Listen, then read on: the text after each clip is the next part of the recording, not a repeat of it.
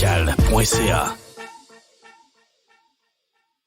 C'est vraiment ce qu'on appelle une tradition, hein? C'est là pendant plusieurs mois, à tous les soirs, à la même heure. On peut appeler ça une tradition, hein? C'est vidéo de dégustation avec Je bois local et avec Phil, encore une fois, tout à fait en feu d'être là ce soir. Et mon Dieu, j'ai un jeu de mots avec notre bière, la fleur de feu. J'ai fait un jeu de mots sans le savoir. Donc, rendez-vous de dégustation bière, oui, avec Je bois local. Laissez-moi pas m'égarer. Chaque semaine, on déguste de la bière. On invite quelqu'un de la microbrasserie invité pour nous raconter l'histoire de ça, en savoir plus, et on vous permet d'interagir. C'est ce qui est le fun avec le live en ce moment, ce 14 juillet, c'est d'interagir. Alors, dans la zone commentaire du vidéo, gênez-vous pas pour faire vos commentaires, oui, mais pour poser vos questions aussi, profitez-en de ce nouveau média qui est le live. Donc, télévision en direct, ça se passe là. Et sinon, vous pouvez nous écouter aussi sur notre YouTube. On a une chaîne YouTube. Allez vous abonner. Dans le coin, il y a un petit bouton pour s'abonner et vous allez avoir toutes nos dégustations comme ça avec Je bois local via la chaîne YouTube. Jeboislocal.ca, c'est le site référence pour tout ce qui touche la microbrasserie, le cidre et tous les alcools artisanaux du Québec. Allez voir, faire un tour. Si vous vous promenez au Québec, vous allez avoir une référence là. Et aussi 5 boutiques pour la grande région de Québec avec site en ligne, boutique et livraison de bière chez vous. Si le service vous intéresse, tout ça sur jeboislocal.ca. Donc, dégustation de ce soir, je vous ai montré la canette vite. La bière s'appelle la fleur de feu. Et c'est la microbrasserie Saint-Pancrace que j'invite ce soir. Donc, Saint-Pancrace qui est de Bécomo. Et on a une envie d'explorer le Québec l'été. Et je pense que notre invité va vous le confirmer. La Gaspésie, la Côte-Nord, le Saguenay-Lac-Saint-Jean, des destinations très prisées. Alors, on sort un peu de la ville et on s'intéresse à ces brasseries en région qui se sont développées au fil du temps et qui arrivent avec des produits vraiment, vraiment intéressants. Et on ne perdra pas trop de temps et inviter tout de suite dans cette diffusion mon ami PA qui représente fièrement Saint-Pancrace. Salut! Allô Phil, en forme? Très, très en forme. Écoute, en ouverture, on peut dire que tu as choisi un bel endroit avec les belles barriques comme ça en arrière. Donc, le chai comme décor. Tu bats le mien. Là, moi, tu vois, j'ai un baril ici, là, mais on voit la lumière au travers. Donc, je suis pas sûr qu'il serait très étanche. Je t'avoue, souvent, c'est probablement que quand ça travaille à l'intérieur de la brasserie, c'est un des seuls endroits où c'est calme. C'est frais à ce temps-ci de l'année, on est content, on aime ça. Donc, le chai est un endroit dédié pour ce genre de... Exact. Et très, très beau et très sexy. Et mon Dieu, ce qui sort de là, c'est très intéressant aussi. On va parler de cette bière qui s'appelle Fleur de feu ce soir. Mais avant de tomber dans la dégustation, j'aimerais ça que tu nous parles de toi un peu. Toujours intéressant de savoir par où les gens sont passés pour se ramasser en microbrasserie comme ça. Donc, parle-nous un petit peu de ton parcours à toi. Tu arrives de où et pourquoi aujourd'hui tu représentes Saint-Pancrace? Ah mon Dieu, j'arrive de où? Parcours, un peu, un peu à l'image de mes collègues. Donc, j'arrive de l'extérieur je suis pas natif de la Côte-Nord, je viens de Rivière-du-Loup, dans le Bas-Saint-Laurent, après avoir fait des études dans la région. Des études dans la région de Québec. Le travail, avec ma copine, on voulait vivre en région. On aurait pu finir ça en Abitibi, en Gaspésie ou autre. Mais finalement, c'est la Côte-Nord avec laquelle on avait un attachement particulier. C'est ça, ce qui m'a amené à Bécomo. Et de là, différents collègues j'étais fonctionnaire, différents collègues de travail nous ont mis, d'aujourd'hui, dans le fond de nos associés, là, nous ont mis en lien. On dit, t'as déjà brassé maison, peut-être tu t'entendais bien avec l'autre, je connais peut-être quelqu'un. Donc, on était tous un peu des personnes venant de l'extérieur. André vient d'Abitibi, Daniel de la Rive-Sud de Montréal. Donc, et d'autres personnes aussi nous ont mis en lien. On s'est ramassé brasseur maison, donc dans un sous-sol à Pointe-le-Bel. À l'époque, il n'y avait pas de bière, il n'y avait pas de microbrasserie sur la Côte-Nord. Donc, de se dire, on pourrait peut-être faire quelque chose. En bout de ligne, on a décidé de bière qu'on brassait maison, c'était pas tout bon, là, mais qu'on avait une de l'eau blanche, qu'on la faisait, ça marchait vraiment, vraiment bien. Donc, maintenant, c'est bon, on a peut-être un produit qui pourrait fonctionner. Après ça, on est allé de l'avant, rapidement, on a mis un plan d'affaires, la brasserie a décollé. Par chance, parce qu'on était naïfs, pour pas dire niaiseux, on a rencontré notre associée Karine, born and raised, fils de papetier de Bécomo. Elle a fait là, les tout nus, vous allez pas mal dans un mur là, avec votre plan de match. Là. Donc, Karine qui a une grosse expérience au niveau du tourisme, de la restauration, a pris un peu les choses en main. Ce qui nous a permis, là, bientôt 8 ans, on va fêter notre anniversaire, mon Dieu, autour du 20 quelques. Ah, ben oui, on voit le pub. Là, voilà, sur Place de la Salle, donc dans le centre-ville. On va fêter notre 8e anniversaire là, dans un mois pratiquement. Un mois pratiquement. Donc, voilà, donc de là, de brasser l'idée, c'était d'offrir la bière pour les gens de la région, les gens de Bécomo, les gens de la Côte-Nord. Les choses, donc, comme plusieurs brasseries, on fait ce qu'on peut, on essaie de répondre à la demande. Et jusqu'à temps qu'on établisse, je vois différentes photos là, qui passent. Là, donc, on a construit, là, on a acquis un bâtiment là, aujourd'hui 4 ans, qu'on appelle l'usine, qui est située directement là, sur la 138. Donc, la route principale là, qui rejoint là, toute la Côte-Nord. Et voilà, donc là, qui nous a permis de mettre un nouveau, multiplier là, notre capacité de brassage pour accueillir davantage de gens au pub en même temps. À partir de différents projets, on en a profité aussi pour établir les étiquettes là, que vous connaissez aujourd'hui. Et voilà, après ça, dans le temps, on s'est ajusté. On a aussi pris des occasions aussi qu'on a eues pour redécouvrir notre territoire. Donc, des bières au début là, qui étaient plus des classiques brassicoles, des bières qu'on aimait, de plus en plus s'intéresser à l'identité culinaire qu'on voyait sur le territoire. Donc, ouais, c'est un peu comme ça qu'on en est où ce qu'on est aujourd'hui. Thérèse, non, Nathalie Dalziel qui nous dit que ce sont de très bonnes bières Saint-Pancras et je partage. Écoute, il y a des choses que tu as dit qui m'ont marqué. Vous avez d'abord ouvert le brewpub, donc c'est un peu classique comme façon de faire, mais mon Dieu, formateur hein, au début pour tester les recettes et voir directement l'effet sur la clientèle. Donc, ensuite, l'usine à plus gros volume, les bouteilles et maintenant les canettes avec l'image qui est vraiment superbe. Là. Et au-delà de ça, moi, ce que j'ai remarqué au fil du temps avec Saint-Pancras, c'est que il y a beaucoup d'histoires hein, avec les produits. On dirait que vous vous contentez pas de mettre une bière sur le marché. Vous explorez votre territoire, comme tu l'as dit. Alors, des ingrédients, on va le voir ce soir, qui sont typiques du Québec, mais de la Côte-Nord aussi. Mais il y a tout le temps des histoires avec le territoire, avec le fleuve, autour des bières de Saint-Pancras. Hein?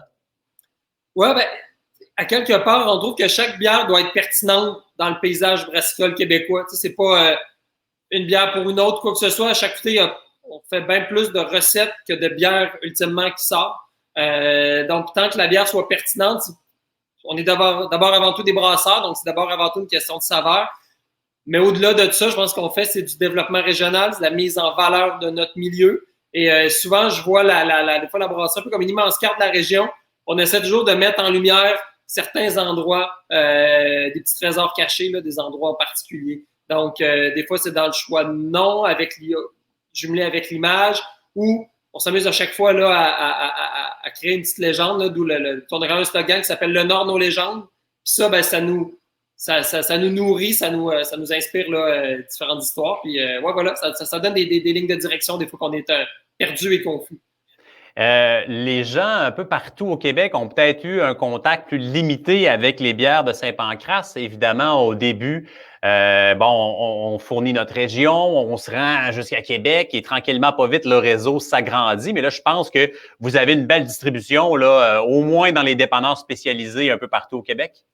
Oui, effectivement. Là, donc, si à l'extérieur de la Côte-Nord, on doit peut-être compter environ là, autour de 250, peut-être 300 points de vente là, qu'on peut retrouver nos produits. On est super content de pouvoir partager. Pour nous autres, la Côte-Nord, c'est un territoire de matières premières. Tu as beau faire du bois, du papier ou de l'aluminium, mais ça se partage mal, un lingot d'aluminium. Donc, si les gens peuvent partager notre territoire par le biais de la bière, c'est un peu plus facile à mettre dans une valise de char. Là. Ouais.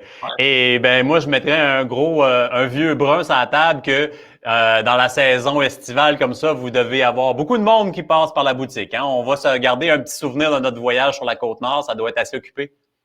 Oui, effectivement.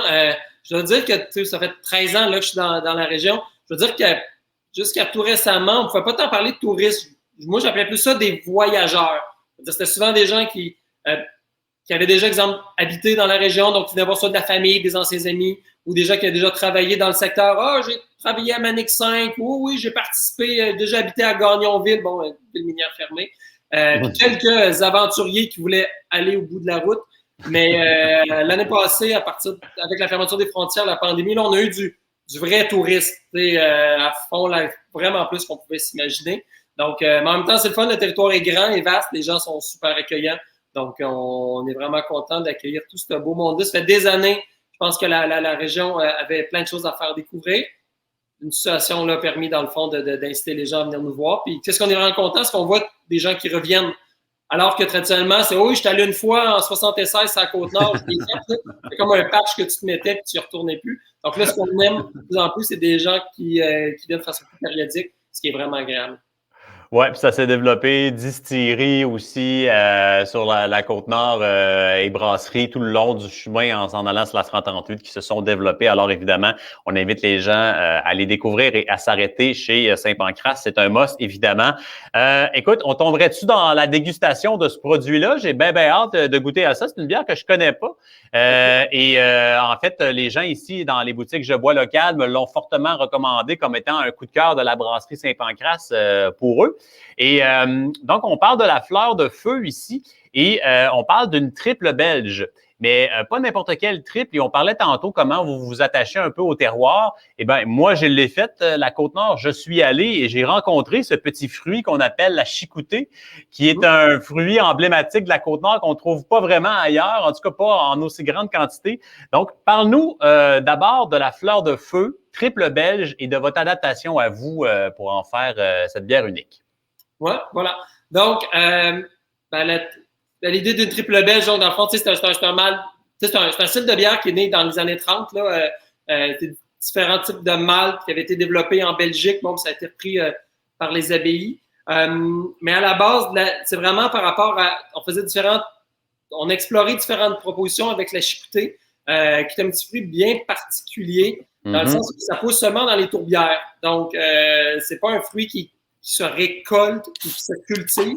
Je sais qu'il y a des projets de recherche qui se font là, en ce sens-là là, pour faciliter la récolte, parce que pour l'instant, c'est vraiment sauvage. C'est-à-dire, tu mets tes bottes de caoutchouc jusqu'aux hanches, là, puis ben, tu t'envoies avec les mouches. Puis, comment ça pousse? Pensez pas à un bleuet avec des grappes. Là, c'est vraiment un fruit par plant. Imaginez-vous, ça a la forme d'une framboise. Imagine une framboise qui regarde par en haut, là, renversée. Un fruit par plant. Vous avez peut-être 3-4 pieds de distance entre fruits. Donc, avant de vous ramasser une livre de chicoutée, vous êtes penché à peu près 80 fois. Là.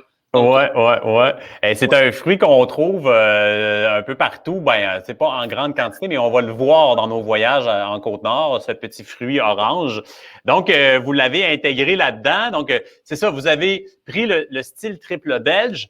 Dans les débuts de la microbrasserie au Québec, on avait beaucoup de bières belges, mais là, ça tend un petit peu à s'effacer au profit des IPA, des bières sûres. Donc, cette triple belge-là, vous l'avez adapté avec ce fruit-là qui est la chicoutée. Oui, mais c'est vraiment là la touche, parce que le fruit, autant que la saveur est vraiment particulière, travailler le fruit brut était pas si évident que ça. Des fois, il y a des arômes, il y a des volatiles là-dedans qui rendaient ça un peu épicé, ou c'est ça, particulièrement un peu plus difficile. Donc, on est allé la travailler, dans le fond, avec la tisane de chicoutée, qui est produite par la maison de la chicoutée, là, désolé d'utiliser le mot plusieurs fois dans mon phrase. Là. La maison de la chicoutée est située à Rivière-au-Tonnerre. Donc, Bruno Duguay, le propriétaire de longue date, dans le fond, concocté une tisane. L'avantage que cela, c'est qu'en utilisant les feuilles au lieu du fruit, on est capable d'avoir des arômes sans les côtés plus difficiles à travailler qu'on avait quand on travaillait le fruit brut. Donc, c'est une tisane, celle qu'on utilise en passant des fois dans certains commerces spécialisés, épicerie fine, choses comme ça, vous pouvez la retrouver.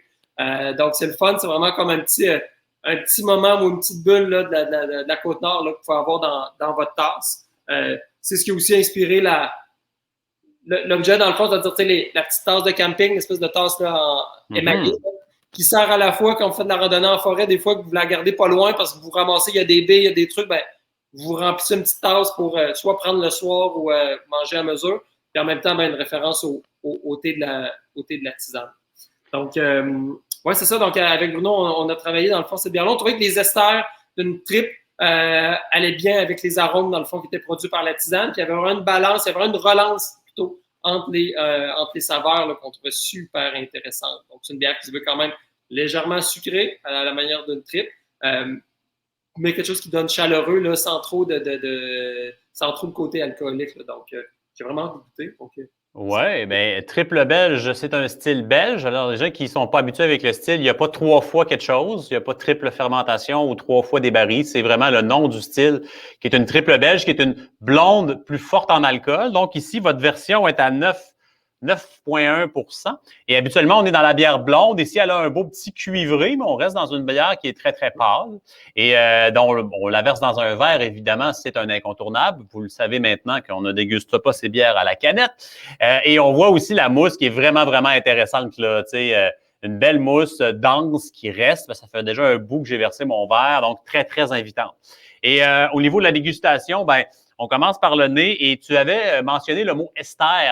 Il y a des gens qui nécessairement comprennent peut-être pas ce que ça veut dire, les esters, mais les esters, c'est les parfums qui sont dégagés par la levure et par la fermentation. Et dans ces levures-là, on a vraiment déjà beaucoup, beaucoup, beaucoup d'arômes qui viennent de la fermentation. Donc, c'est ça que tu nous dis qui se marie à merveille avec la tisane.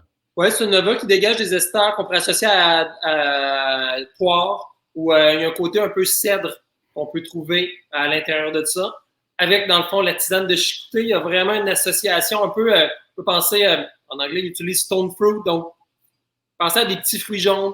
On pourrait imaginer une cerise de terre aussi comme arôme. Là, c'est un peu dans les mêmes. Il y a des filiations là-dedans au niveau des saveurs. Donc, on trouvait que Alors, c'est très parfumé au nez.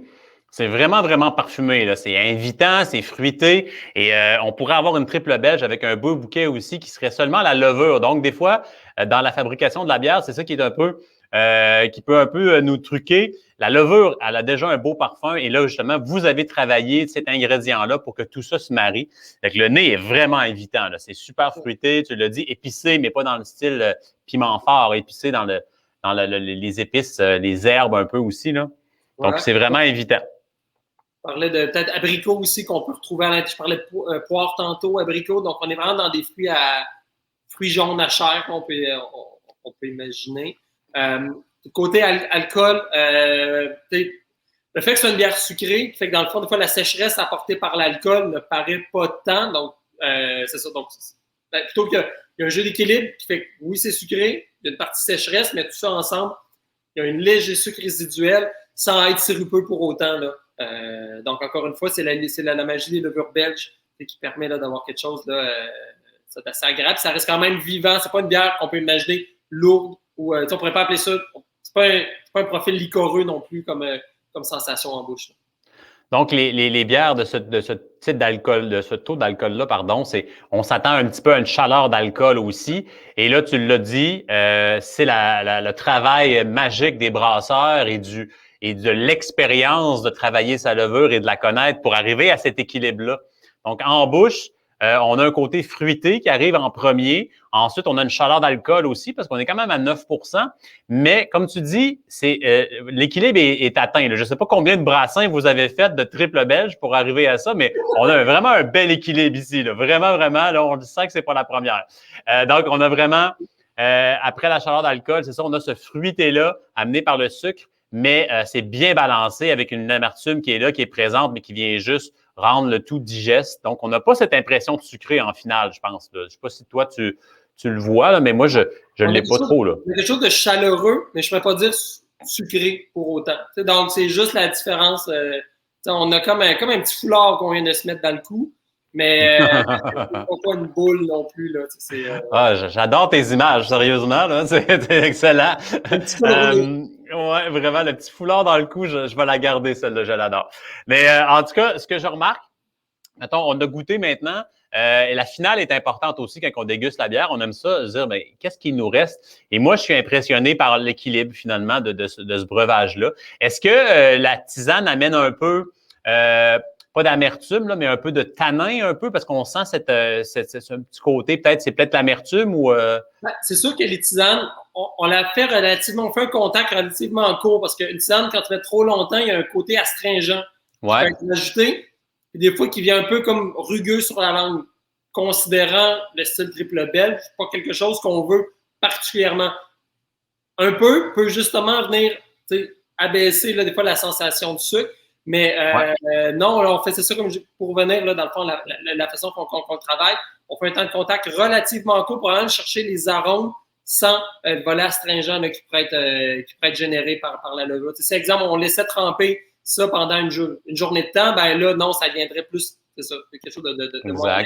C'est plus le côté vivant, dans le fond du fruit, là, qu'on va aller chercher. C'est ça. Donc, non, c'est une bière qu'on boit peut-être 3 fois par an, 2, 3, 4 fois par année. C'est le fun. C'est une belle bière de printemps. Ben, tu sais, en même temps, je veux dire, Côte-Nord, c'est bien rare qu'il faut au-dessus de 22, 23 degrés. Là. Puis s'il faut au-dessus de 23 degrés, attends 2, 3 heures, ça va être réglé. Là. Donc, c'est ça. Vous êtes plus dans les bières qui tentent de réchauffer que les bières qui seraient trop, par exemple, par temps chaud. En tout cas, moi, si j'ai une dernière observation à faire sur cette bière-là, ce que je vous dirais, c'est que c'est super équilibré. Les gens qui peut-être vont pas trop vers les triples belges, qui ont peur d'un breuvage sucré ici, là, comme tu le dis, il est là, le foulard dans le cou, mais la finale, elle reste super équilibrée. Donc, ça reste un super bon breuvage et c'est immensément traître pour 9,1 % d'alcool. Donc, faites attention, mesdames, messieurs, je vous avertis. Ça reste agréable. Puis, il y a des trucs le fun en cocktail, c'est pas drôle, là. Mais dans notre bâtiment, on a un locataire, la distillerie Vent du Nord, qui a un gin, le Nord-Côtier, peut-être certains là, qui écoutent là, ont l'occasion de goûter. J'ai l'occasion d'arrêter. Et Catherine, qui est super, qui est la fondatrice, qui est super mixologue, en a fait un cocktail avec jus de poire, petite boule de melon d'eau. Dans le fond, la difficulté sert d'allongeur là-dedans. Donc, quelques glaçons puis un fond de gin peut être vraiment intéressant. Donc, moi, c'est un volet que je connaissais vraiment pas. C'est moi-même qui m'a amené là-dedans. Voir qu'on peut utiliser la bière dans de la mixologie de façon super agréable. Puis voilà, ça change un peu. Là, c'est une autre vision, c'est un autre angle d'approche, dans le fond. Là. Puis l'important, c'est de se retrouver ensemble au bord d'un feu sur une plage idéalement. Là. Exact. Puis de profiter des grands espaces de la Côte-Nord et la canette se glisse tellement bien dans un pack-sac, ça se traîne hyper bien.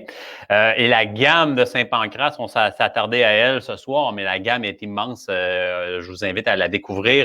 En fin de rencontre comme ça, PA, si tu avais des petits scopes à nous donner ou avoir des choses qui s'en viennent pour Saint-Pancras, je sais pas, dans la saison où on est, comment ça se passe de votre côté, mais donne-nous l'eau à la bouche pour ce qui s'en vient dans les prochains mois. Qu'est-ce qui s'en vient, regardez. À court terme, je suis dans le schisme, entre autres, j'ai vu des images passer tantôt là, sur les photos que tu as pu sélectionner. Donc, on commence à avoir les premières bières issues de notre chai. Ouais. Autant la Pointe au Dubon, qui est une bière qui est disponible, là, qui est une bière, dans le fond, notre premier, c'est un Imperial Milk Stout en Barrel Age. Donc, 100% Barrel Age, on est vraiment content de ce qui est sorti. Puis l'autre, des bières plus inspiration belge, donc inspiration lambic, là, si on peut dire, commence à sortir tranquillement. On a deux premières qui sont sorties. Puis les autres, ça va arriver un peu plus à l'automne. Sinon, d'ici ce temps-là, on est super heureux de recevoir la gang de la Poche Bleue à la mi-août. En même temps, ça corrobore, là, ça tombe en même temps que notre anniversaire, notre 8e anniversaire. Donc, okay. Lapierre, Guillaume, La Tendresse, ils ont un podcast. Là, bon, probablement que certaines personnes ont entendu parler de la Poche Bleue. Il y avait un petit concours. On l'a remporté. Donc, 3 jours de festivités à Bécomo. On ne se couchera pas de bonne heure. Mais c'est correct. Je pense qu'on a tous besoin d'être ça rendu à ce moment-là de l'année. Donc, ça va être une belle fête. Sinon, la région est super accueillante là, pour les périodes, pour les prochaines semaines. C'est frais, sauvez-vous de la canicule. Venez vous baigner dans l'eau à 4 degrés. Je vous jure que ça vaut un climatiseur. Écoute, c'est un voyage que j'ai fait il y a quelques années et je me suis rendu loin sur la base Côte-Nord. Mais les îles Mingan, et il y a un décor complètement hallucinant pour les gens qui se sont jamais rendus jusque-là. C'est un domaine qu'on s'attend pas à voir au Québec.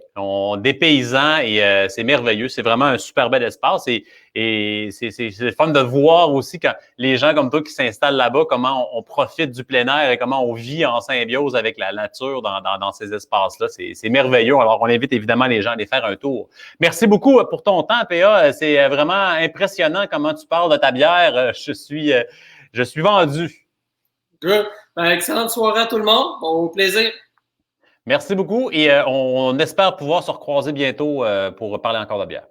On le souhaite. On le souhaite. Salut, bonne soirée. Donc, c'était PA, un des propriétaires et un des brasseurs et un gars qui s'occupe aussi de la communication, marketing, de vente chez Saint-Pancrace qui nous a vendu pas à peu près ce super beau breuvage que je vous conseille. Bière qui est disponible dans les boutiques Je Bois Local en ce moment même. Si vous voulez mettre la main là-dessus, jeboislocal.ca et autres produits de Saint-Pancrace, évidemment. Vraiment une brasserie à découvrir, comme je l'ai déjà mentionné. Et moi, bien évidemment, je serai encore présent mercredi prochain parce que depuis le mois de septembre, je n'ai pas manqué un seul mercredi. Alors, je serai là encore une fois la semaine prochaine pour une autre dégustation avec Je Bois Local.